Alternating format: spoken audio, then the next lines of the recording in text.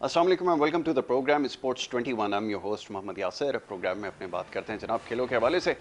और ये जो हमारा स्पोर्ट्स 21 है ये थोड़ा सा स्पेशल है। उसकी वजह यह है कि पीएसएल जारी है और पीएसएल के जो मैचेस हैं उसके हवाले से प्रोग्राम में आजकल गुफ्तगू हो रही है।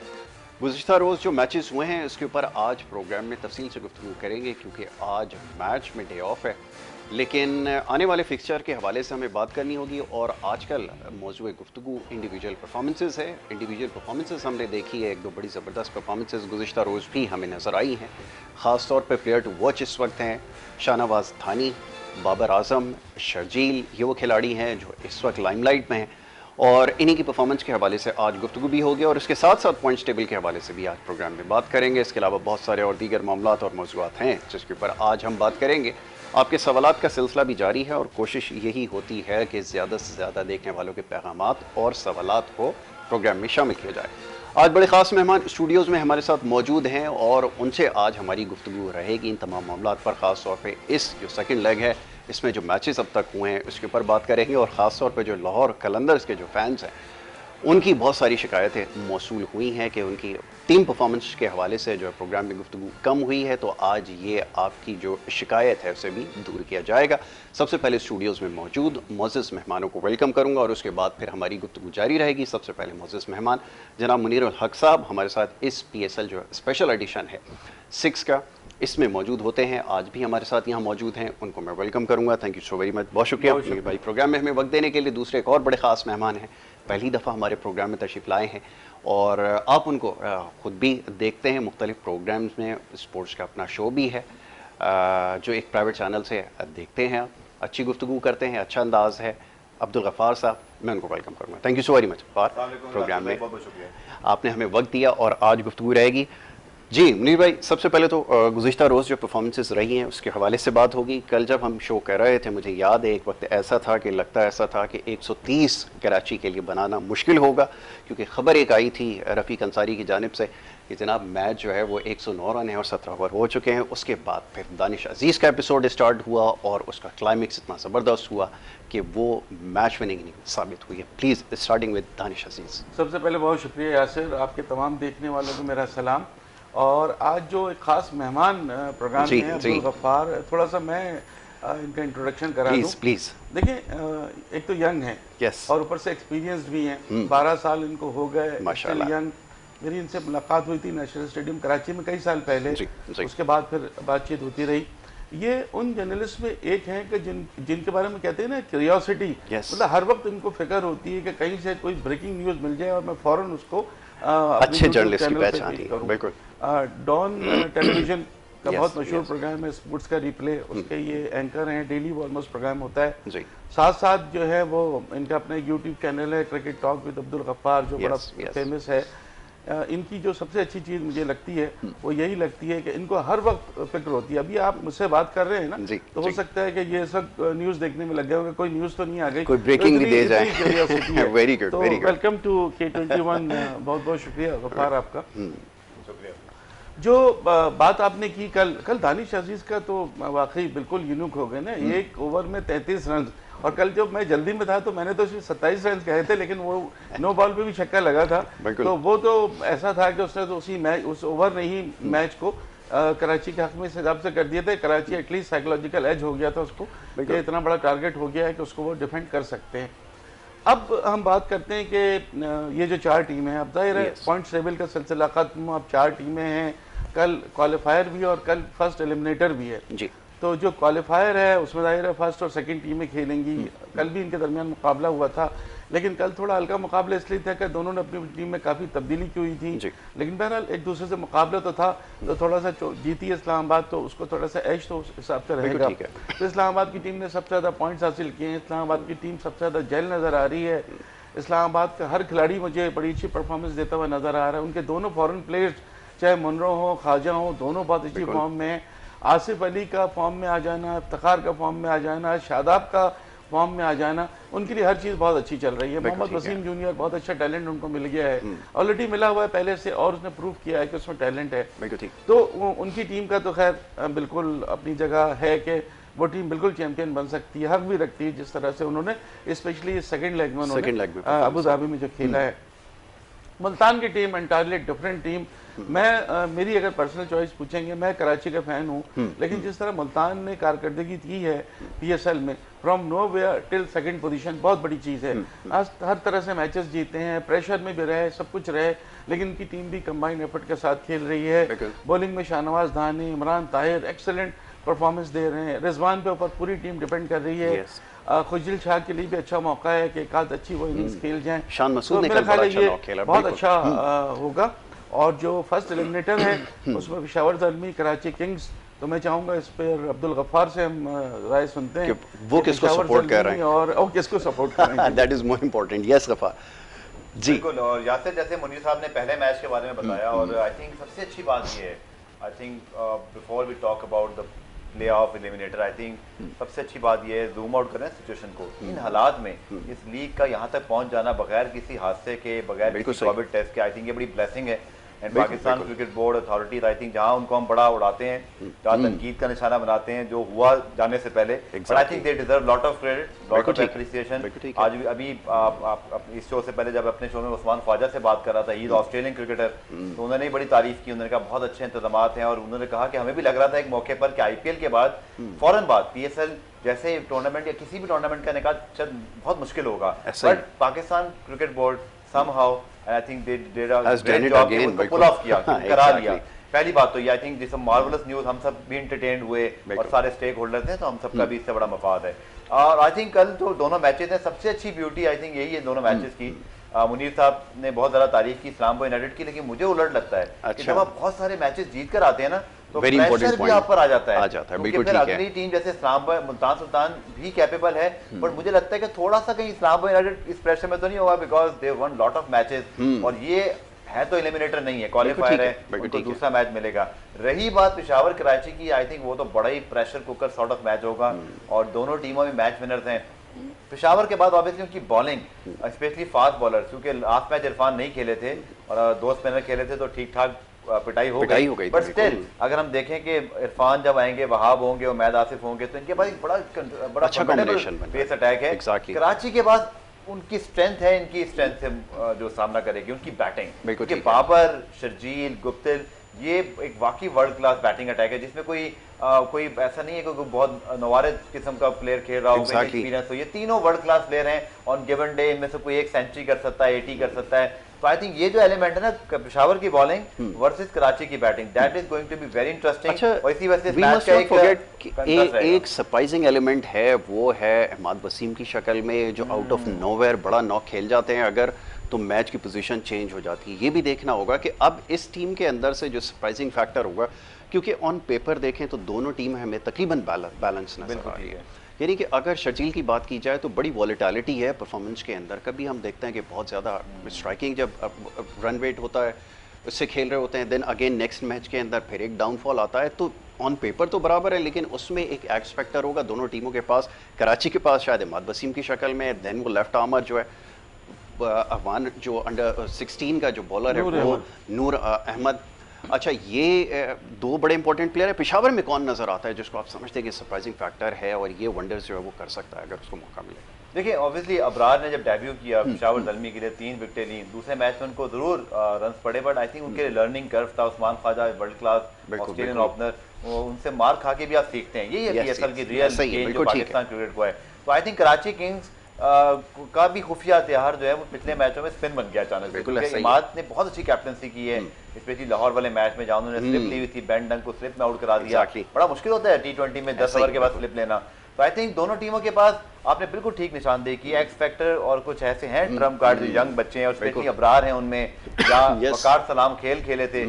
एक और एलिमेंट है, आई थिंक मुनीर साहब की भी एक्सपर्ट ओपिनियन लेते हैं इस पर, कि जो पहला मैच है वो डे नाइट है, वहां पर पिच का बिहेवियर शायद डिफरेंट होगा, बट जब आधी रात वाला मैच जाएगा 2-2 बजे, हम लोग का बहुत सारे लोग जिसने सुबह उठना है, आई थिंक उनसे इदारे जल्दी भी, हम तो चले थोड़ा सा लेट भी उठ जाएंगे मैच देख के, but I think important element ये है उसमें कि आपका जो ड्यू फैक्टर है, या जो स्पिनर खेलेंगे तो उनकी परफॉर्मेंस कैसी होगी। आई थिंक ये जो टीम कॉम्बिनेशन है ना, ये इस पर कोचेस के ध्यान में चल रहा होगा, ये बहुत इंपॉर्टेंट पॉइंट होगा कि आपने 11 क्या खिलानी है, और टॉस जीत के पहले बैटिंग करनी है, ये चेस पे जाना है, चूंकि दूसरे मैच में गलती की गुंजाइश निश्ता है। बिल्कुल, ये आपने बिल्कुल ठीक है कि गलती की गुंजाइश जो निश्ता ट्रैक की बड़ी अच्छी गफार ने निशान गलती गुंजाइश रिश्ता का मतलब है कि ये पेशावर को सपोर्ट कर रहा है। थोड़ा सा जल्मी का एलिमेंट ले आया मैं। हाँ, जल्मी का एलिमेंट। अच्छा, विकेट की बात करेंगे, डे नाइट मैच होगा।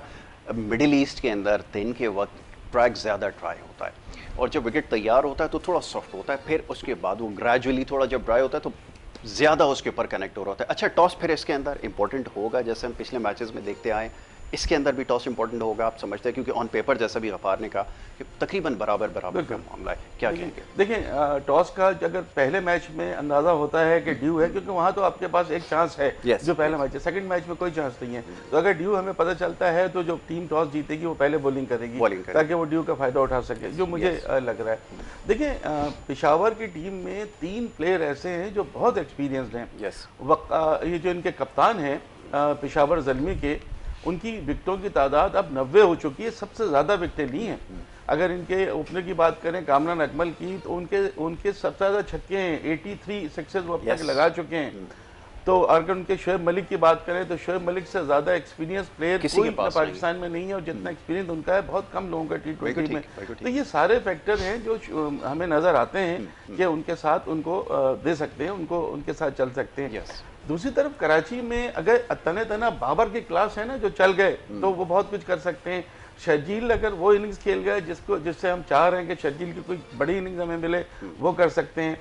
मार्टिन कैप्टन ने पिछले मैच में 43 किए, वो चल नहीं रहे हैं, चल गए तो वो भी फिर एक्सप्लोसिव हैं। फिर बहुत मतलब किसी तरह से भी आप इसमें किसी टीम को कमज़ोर नहीं कह सकते। आप दोनों टीमें बहुत अच्छी हैं, और मेरा ख्याल है जो पहले मैच है उसमें टॉस जीतने वाला डिसाइड करेगा कि उसे बैटिंग करनी है बॉलिंग करनी है। कराची ने शायद पिछले मैच में बैटिंग की थी, और पहला मैच में तो जो दोनों क्वालिफायर हैं। अच्छा, पहले मैच में गफार की एक बात बिल्कुल दुरुस्त है कि जब आप लगातार जीत रहे हो ना, तो एक आध खराब दिन आ जाता है आपका। अब हो सकता है कि कल का दिन उनके लिए खराब हो, लेकिन जिस तरह से कंबाइंड होकर खेल रही है ना, कोई एक भी प्लेयर उनका मुझे ऐसा नजर नहीं आ रहा कि जो आउट ऑफ फॉर्म हो। दोनों ओपनर्स अपनी कारकर्दगी दिखा चुके हैं, शादाब भी दिखा रहे हैं, आसिफ अली भी दिखा रहे हैं, इफ्तिखार भी दिखा रहे हैं। तो मुझे लगता है कि थोड़ा सा एज देना चाहिए यहाँ। बिल्कुल, लेकिन जिस तरह से फिर हम देखते हैं कि मुल्तान 550 रन इनके बना चुके हैं, रिजवान भी। तो जिस तरह इनकी टीम ने जैल होकर खेला है और फ्रॉम नोवेयर टू आए हैं, तो इनको भी आप वो नहीं कह सकते। अच्छा मैच होगा, क्योंकि जाहिर है जो टीम जीतेगी वो इत्मीनान से फाइनल में पहुंच के इंतजार करेगी 2 दिन के रेस्ट के बाद, 3 दिन के रेस्ट के बाद, कि उसे फिर फाइनल खेलना है। तो बड़ा मैच होगा, बड़ा मुकाबला होगा। अभी आप किसी टीम को एज दे नहीं सकते अनलेस एंटिल के कोई बुरा दिन ना हो उसका, अगर टीम कोई खराब खेलती है। अच्छा मैच होना चाहिए, बराबर का मुकाबला होना चाहिए, और दोनों टीमों से मुझे उम्मीद है कि अच्छा मैच हमें देखने को मिलेगा। ठीक है। अच्छा, एक चीज़ हम लोग जो है वो मिस कर जाते हैं हमेशा, इस तरह की जब सिचुएशन होती है और T20 के अंदर आउट ऑफ नोवेयर कोई भी टीम कम बैक कर सकती है। वी मस्ट नॉट फॉरगेट कि हमारे पास पेशावर ज़ल्मी जैसी टीम जो है इससे पहले इसका ट्रैक रिकॉर्ड बहुत अच्छा है, और अगर यहाँ पर क्योंकि ये डेथ सिचुएशन है, इसके अंदर अगर कम बैक कर लिया उन्होंने, अगर कराची को हरा दिया, तो ये नेवर नो के फाइनल के अंदर भी जगह बनाए, और फाइनल के अंदर कर सकते हैं। जैसे भी बात हो रही, शोएब मलिक इससे है, कामरान अकमल उनके पास है, मैं आसिफ को आप बड़ा अंडर एस्टिमेट करते हैं, लेकिन is a very good bowler और बहुत अच्छी साइड बन सकती है। तो ख्याल ये है कि कल के मैच के बाद ये भी डिटर्मिन हो सकता है कि कौन फाइनल की तरफ जा रहा है। जैसे भी गफार ने कहा कि इस्लामाबाद यूनाइटेड 2 के बड़े सारे मैचेस जीते हुए, लेकिन एक बुरा दिन जो है वो आपकी सारी कहानी को जो है वो पलट सकता है। Yes Gaffar, what do you have to say? बिल्कुल यासिर, और यही एक जो नॉकआउट मैचेस होते हैं सबसे पहली चीज़ जो डिस्कस की जाती है वो होता है ये कि टेम्परामेंट आपको, बिल्कुल सही, प्रेशर में आप कैसे खेलते हैं। और कराची और पेशावर का आई थिंक बड़ा यहाँ मेंशन करना पड़ेगा, सिर्फ 2 वाइट टीमें इस पूरे PSL की तारीख की जिन्होंने मुसलसल 6 के 6 जो है वो प्लेऑफ्स खेले हैं। तो ये बड़ी बात है, इससे पता चलता है कि इनके पास कंसिस्टेंसी है। और ऐसी टीम का जो सबसे बड़ा एक एलिमेंट होता है ना यासिर, वो ये होता है कि बिलीव होता है कि हम जीतते आए हैं और जीत सकते हैं। ये बिलीव है इस्लामाबाद यूनाइटेड के पास, बट ये बिलीव नहीं है मुल्तान के पास। मुल्तान को अभी टाइटल जीता नहीं है, अभी फाइनल खेला नहीं है। तो आई थिंक वो एक फर्स्ट जो होता है ना, वो जो क्यूरियोसिटी, वो प्रेशर एलिमेंट रहेगा। बट एंडी फ्लावर उनके पास हैं, बहुत एक्सपीरियंस कोच है। शाहनवाज दहानी की अगर हम बात कर लें, he become a rock star of the PSL, पूरा PSL का पोस्टर बॉय बन गए हैं। लोग उनके ऊपर बात कर रहे हैं, आप ब्रॉडकास्टर को देखें तो उन पे कैमरे लगे होते हैं, and he earn this attention because performance बहुत अच्छी है। परफॉर्मेंस का म्यार भी किस तरह है कि डिस्ट्रक्टिव वाला, यानी कि 5 रन देके 4 विकेटें ले ली T20 के अंदर, 4 आउट अभी देन इमर्जिंग 5 आउट कैटेगरी में 2 आउट एक दिन और अब पहले। तो लोग बात कर रहे हैं यासिर कि उनको तो पाकिस्तान की T20 टीम का हिस्सा बनाना चाहिए, टेस्ट टीम में तो आए हैं, अच्छी बात है, फर्स्ट क्लास के बॉलर हैं। बट आई थिंक कल बड़ा इंटरेस्टिंग होगा कि शाहनवाज नानी वर्सेस नामबो यूनाइटेड कैसे होता है। Yes. और this is going to be कहते हैं ना गेम ऑफ नर्व्स नाउ, कि आप कितना ज्यादा जो है वो असाबी तौर पे मजबूत होंगे और प्रेशर मौके पर किस तरह करते हैं। लेकिन एक मुनीर साहब चीज मेरे ध्यान में आ रही है, आपको याद होगा कि रावलपिंडी का शायद मैच था, मोहम्मद आमिर की जो स्विंग बॉलिंग है ना, बॉल जो वो करते हैं, एक मिनट वो अच्छा, एक तो इसको डिस्कस करना है अभी मोहम्मद आमिर की परफॉर्मेंस के हवाले से। आज टॉप ट्रेंड पे था कि आमिर की परफॉर्मेंस को क्या हुआ है, और अगर उनके कमबैक के हवाले से बात हो रही है तो he needs to justify his place the team. कैसे कर सकते हैं इस परफॉर्मेंस के ऊपर, यह भी डिस्कस करेंगे। एक छोटी सी ब्रेक हमें लेनी होगी, ब्रेक के बाद वापस आएंगे, हमारी डिस्कशन जारी रहेगी। आप देखते रहें स्पोर्ट्स 21।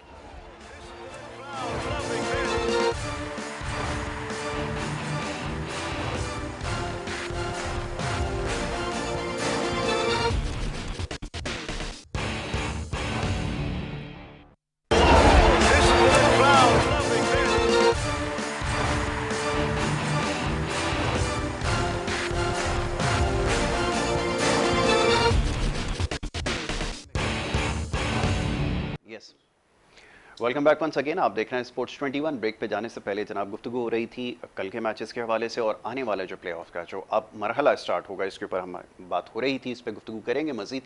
लेकिन मैचेस के अंदर जो है वो बड़े ज़बरदस्त मोमेंट आते हैं, और मैचेस के अंदर जो एनर्जी आती है ये प्लेयर्स की वजह से आती है, ये चैम्पियंस की वजह से आती है। और ये चैम्पियंस कौन लोग होते हैं? ये जो डाइव लगाते हैं फील्ड करते वक्त या रन लेते वक्त, जो डाइव लगाते हैं, तो इनकी वजह से मैच में जान आती है और एनर्जी आती है, और इनको हम कहते हैं दागों के चैंपियन। तो ये जो दागों के चैंपियन मोमेंट्स हैं ये आपको दिखाते हैं।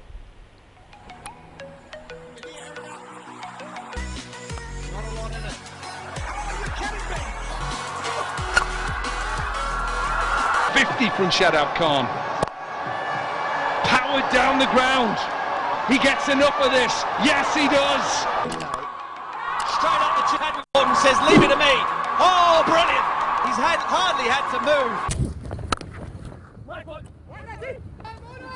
Gotta hurry! Gotta hurry! Wow! Shot. Catches the call. Man underneath it. Didn't catch it properly. Shine Shafridi has taken a catch. Has he taken a catch? ये जी दागों के चैंपियन मोमेंट्स आपने देखे। और अब बात करेंगे जनाब मैचेस के हवाले से, खासतौर पे परफॉर्मेंसेस, इंडिविजुअल परफॉर्मेंसेस के हवाले से बात होगी। जनाब कुछ ऐसे प्लेयर्स हैं जो इस दफ़ा लाइमलाइट में नहीं है, लेकिन सोशल मीडिया पे बड़ी बात हो रही है उनके हवाले से। Top of the list Mohammad Amir Karachi kings के लिए खेल रहे हैं, लेकिन परफॉर्मेंस जो है वो बड़ी अलार्मिंग इस वक्त जो है वो सिचुएशन है, क्योंकि आमिर जैसा विकेट टेकिंग बॉलर और हर कंडीशन के अंदर इतनी अच्छी गेंद आमिर जो है वो कर चुके हैं। यहाँ पर इस ग्राउंड की इंपॉर्टेंस और ज़्यादा है, उसकी वजह भी अभी बताता हूँ, लेकिन जो परफॉर्मेंस है वो ऐसी नहीं है कि किसी भी टीम में वो सेलेक्ट हो सकें। और यही बात आजकल सोशल मीडिया पे हो भी रही है कि उनको लाने के लिए कभी वसीम खान जा रहे हैं, कभी कोई उनको मनाने की कोशिश कर रहा है, रिटायरमेंट वापस लेने का कहा जा रहा है। ये सब कुछ हमारे सामने, लेकिन उसके बावजूद भी जब प्लेयर को मौका मिलता है तो अपनी परफॉर्मेंस के साथ वो जवाब देता है, जो कि अभी तक नज़र नहीं आया है। मुनीर भाई, एक बड़ी इंपॉर्टेंट चीज़ आमिर, क्योंकि अब आगे आपकी टीम का हिस्सा अगर होते हैं तो फिर क्या ये परफॉर्मेंस है उनकी सिलेक्शन को जस्टिफाई करेगी? क्योंकि अगर परफॉर्मेंस की बेसिस के ऊपर अगर मान लीजिए कि अगर सिलेक्शन हो रही है, जो कि अभी तक नहीं हुआ अनफॉर्चुनेटली, तो फिर कैसे आप आमिर को देखते हैं? मैं चाहूँगा इसके ऊपर पहले कमेंट कीजिए। देखिए यासिर, सबसे पहले तो मुझे बताएं, जब आमिर ने रिटायरमेंट का ऐलान किया था उस वक्त तो सिर्फ एक टेलीफोन कॉल की थी वसीम खान साहब ने और कहा कि जी हम रिस्पेक्ट करते हैं, उन्होंने रिटायरमेंट का ऐलान कर दिया, बात खत्म हो गई। अब अचानक से क्यों इतनी ज़रूरत उनको पड़ गई, T20 वर्ल्ड कप के लिए पड़ गई है क्या, जबकि वो परफॉर्मेंस नहीं दे पा रहे हैं। एक स्पेल उनका बहुत अच्छा था इस पूरे सेकंड लेग में, लेकिन कोई विकेट उनको नहीं मिली है 5 मैचेस में। और आई थिंक 160-70 रन उन्होंने दे दिए टोटल देखा जाए, और एक भी विकेट नहीं मिली। 30 एवरेज उनका हर मैच में तकरीबन 4 ओवर्स में वो दे रहे थे। तो अचानक से उनका ये आना, जबकि वो बयान दे चुके हैं कि जी जब तक नहीं खेलेंगे, जब तक मिसबा हैं या वक़ार हैं, और ये तो ये चीज़ मेरी समझ में नहीं आ रही कि अचानक से ऐसा क्या, या तो बहुत ही एक्स्ट्राऑर्डिनरी परफॉर्मेंस वो दे रहे होते हैं, ये तो उनका एक्सपीरियंस है, क्योंकि उनको बाहर की अभी वो T10 100 भी खेलेंगे और T20 ब्लास्ट भी खेलेंगे, या तो ये उनके जहन में है कि देखिए इनके होने से नाम तो होगा, ऑन पेपर तो टीम मजबूत होगी, नाम तो बड़ा है, लेकिन आपको याद होगा चैंपियंस ट्रॉफी के बाद भी इनके बारे में चला था कि जी 14 मैचेस 9 विकेटें, 14 मैचेस बहुत अरसे चलता रहा, तो ये टीम से बाहर भी हुए, फिर टीम में भी आए, परफॉर्मेंस इनकी ऐसी नहीं है, लेकिन एक्स फैक्टर कभी भी ये बन सकते हैं, ये ज़रूर है। इंग्लैंड में मैचेस होंगे, या अगर अभी तो खैर ये टीम में नहीं है, अभी तो रिटायरमेंट भी नहीं लिया, यूएई में वर्ल्ड कप होगा, वहाँ कितना कामयाब होते हैं, ये अभी मुझे ये बात अभी कुछ समझ में नहीं आ रही, थोड़ा सा प्रूव करना पड़ेगा। अभी उनके पास T20 ब्लास्ट और द 100 में है, अगर वहाँ कुछ एक्स्ट्राऑर्डिनरी परफॉर्मेंस देते हैं तो फिर उनको वापस लाने की बातें करना चाहिए। ये मुझे बिल्कुल समझ में नहीं आया कि उनके घर जाना, उनको मनाना, ये चीज़ क्या ज़रूरी था अचानक से, या तो उसी वक्त जिस वक्त उन्होंने रिटायरमेट ली थी ना, उसी वक्त इस मसले को हल कर लिया जाता, उस वक्त उन्होंने इतनी लिफ्ट करने की जरूरत ही नहीं, अभी पता नहीं क्या है। गफ्फार रोशनी डालेंगे जी, मैं गफ्फार की तरफ जाऊंगा। यस गफ्फार, परफॉर्मेंसेस के हवाले से पहले आमिर से स्टार्ट करते हैं, आप क्या कहेंगे इसके ऊपर? देखिए, तरीकाकार तो ठीक नहीं है कि अगर आप परफॉर्मेंस से बाहर हुए हैं और आप उसी टीम मैनेजमेंट के खिलाफ या क्रिकेट बोर्ड के खिलाफ बात कर दें जिसकी वजह से आप खेलते रहें। याद रखिए कि मोहम्मद आमिर का एक बैकग्राउंड है, वो जेल की सज़ा काटने के बाद, स्पॉट फिक्सिंग की सज़ा काटने के बाद ज़िंदगी में क्रिकेट में पाकिस्तान क्रिकेट बोर्ड ने उन्हें मौका दिया ना। सही, सलमान बट और मोहम्मद आसिफ क्या कम कैपेबल थे? मोहम्मद आसिफ तो शायद लोग कहते हैं कि इनसे भी ज़्यादा वो बड़े फास्ट बॉलर थे, बड़े दोनों को मौका नहीं मिला। आई थिंक आमिर बहुत लकी हैं कि उनको फास्ट ट्रैक किया गया, वो वापस आए। ऑब्वियसली उसमें उनका एक पहलू ज़रूर था कि उन्होंने चीज़ें जल्दी एडमिट की थी, कुछ लीनियंसी दिखाई गई उनके लिए, बट परफॉर्मेंस वो नहीं रही जो मोहम्मद आमिर की 2010 में थी, जब वो क्रिकेट छोड़ के गए थे। 5 साल का फर्क बहुत होता है फास्ट बॉलर, और उस वक्त ने वो सारी चीजें लगता है कि वो जो प्राइम टाइम था ना वो उनका गुजर गया। अब मोहम्मद आमिर की अगर परफॉर्मेंस और ये सारा कंट्रोवर्सी देखें, मुझे लगता है मुनीर भाई कि मुझे लगता है कि जो क्रिटिसिज्म कर रहे थे वो क्रिकेट बोर्ड पे, तो शायद वसीम खान या क्रिकेट बोर्ड ने एक बड़ा स्मार्ट मूव खेला कि रोज बात होगी, रोज इंटरव्यूज होंगे, क्यों ना मोहम्मद आमिर के साथ कुछ बात कर लिया है। एक चीज तो तय है, मिसबाहुल हक ने कल प्रेस कॉन्फ्रेंस में बिल्कुल वादे कर दिया, उन्होंने कहा ही इज रिटायर्ड।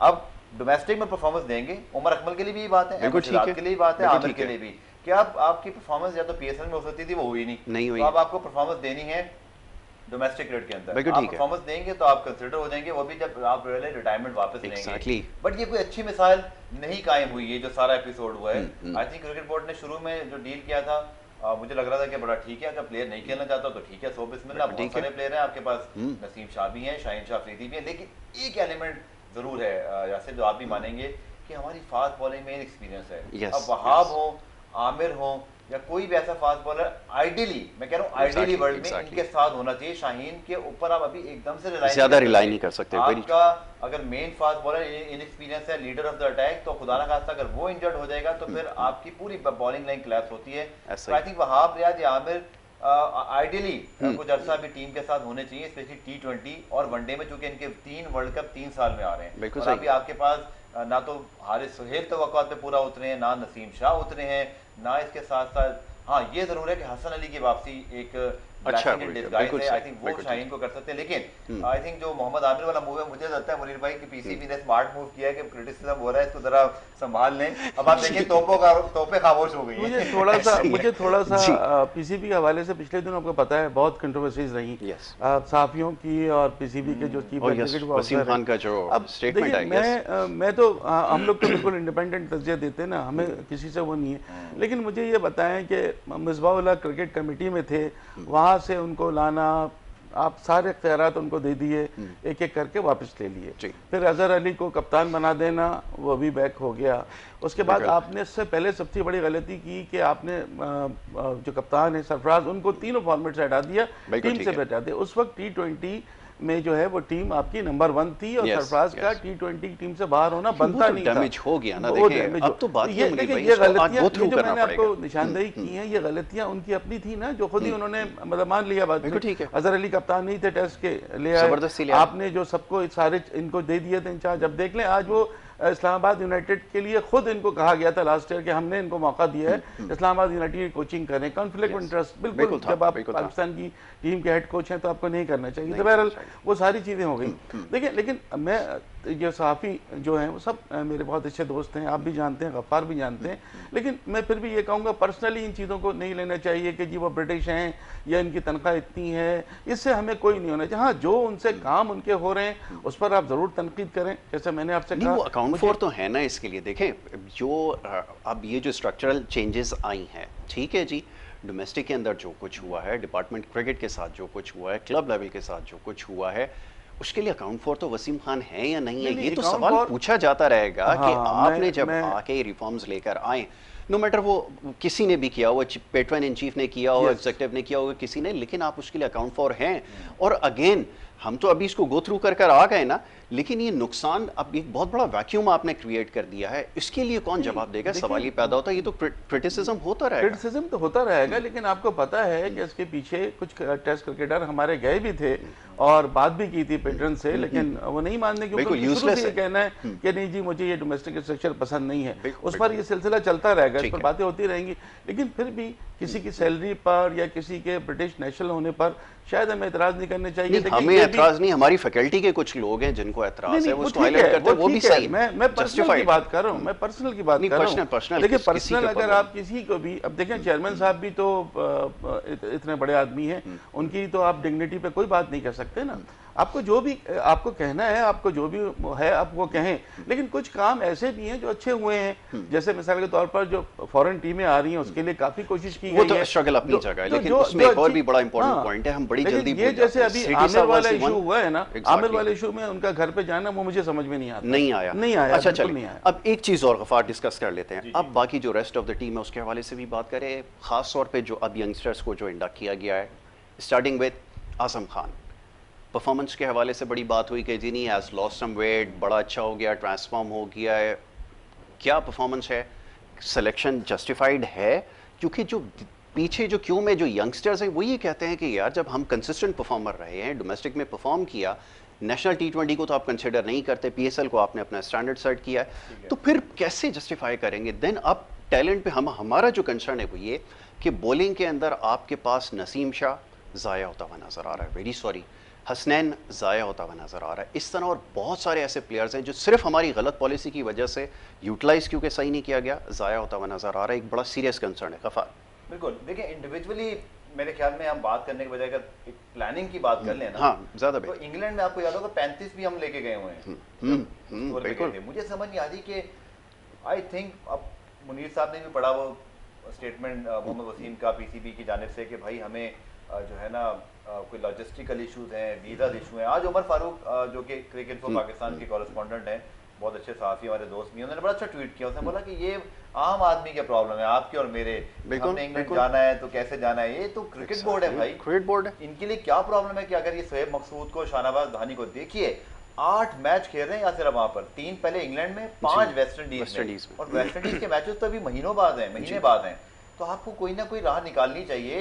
ये बड़ा सीरियस मामला है कि वर्ल्ड T20 से पहले अगर इन 8 मैचेस में भी अगर आप अपने मिडिल ऑर्डर को सर फाइनल नहीं कर सके ना, तो फिर आप यू आर स्टैंडिंग नोवेयर। दुनिया की टीमें इस वक्त ये बात कर रही हैं कि हम किसको खिलाएं और किसको ना खिलाएं, और हमें तो ये समझ नहीं आ रही कि हम सेलेक्ट किसको करें, सेलेक्ट किसको करें। तो इस इतनी शॉर्टेज हो गई है, बिल्कुल ऐसा ही। और शोएब मकसूद हैं, शोएब मलिक हैं, आजम खान हैं, हैदर अली हैं। देखिए आप थोड़ा सा पूल बढ़ा लें। मैं ये नहीं कह रहा कि आप यंगस्टर को ना सिलेक्ट करें, आप आजम को भी सिलेक्ट करें, आप करें उसको भी, हैदर को भी आप करें। इसके अलावा मोहम्मद हफीज को भी, हालांकि उनका फॉर्म नहीं है लेकिन उनकी क्लास को तो हमें पता है, जब वो चलेंगे तो वो खेल सकते हैं। बट अभी आपके पास चॉइसेस बड़ी कम है। आपने क्या किया है साउथ अफ्रीका में और जिम्बाब्वे में, 5 T20 ओपनर लेके आप घूम रहे हैं, यानी कि शर्जील फखर आपकी टीम में है बट आपने उनको खिलाना भी नहीं है। आप फैसला कर चुके हैं कि हमने बाबर और रिजवान से ओपन करना है। तो सर थोड़ा सा आप मिडिल ऑर्डर के अंदर भी ऑप्शन लाइए, रखिए हफीज को, रखिए आदम को भी, रखिए हैदर को भी, लेकिन आप थोड़ा सा पूल ऑफ प्लेयर तो बढ़ाएं। 8 मैचेस बड़ी क्रिकेट होती है सर, तो आप